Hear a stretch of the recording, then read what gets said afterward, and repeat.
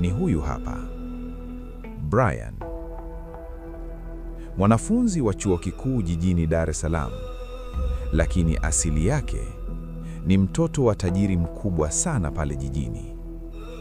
Baba yake ni mfanyabiashara anayejulikana sana, mtu mwenye pesa, mwenye nguvu, mwenye connection kila mahali. Na Brian amekulia kwenye dunia ya anasa. Hajui kuambiwa hapana, hajui kuogopa, na anaamini kitu kimoja tu: pesa inaweza kunilinda dhidi ya kila kitu hapa duniani. Lakini karibu naye kuna mtu tofauti kabisa. Jina lake anaitwa Juma.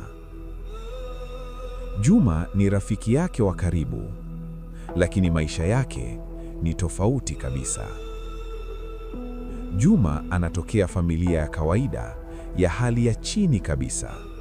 Ana ndugu wengi na yeye ndiye tegemeo lao. Lakini ana akili sana, na zaidi ya yote ana heshima pia.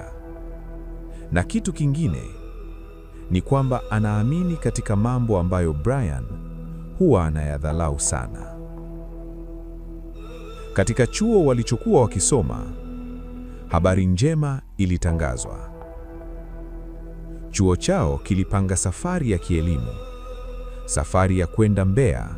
Pia watafika katika mlima wa Itezi, pale katika kijiji cha Itezi.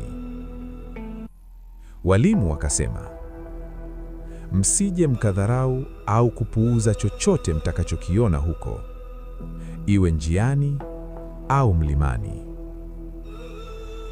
Maisha si darasa pekee. Basi bwane, asubuhi ya safari ikafika. Safari ikaanza na basi likasonga mbele. Wanafunzi wakicheka na kupiga stori, wengine wakipiga kelele. Kama kawaida ya vijana wa shule kama unavyojua tena. Brian alikuwa nyuma ya basi. Amekaa kwa jeuri huku akicheka. Anaongea kwa sauti kubwa. Juma yupo pembeni yake, kimya, akimtazama tu.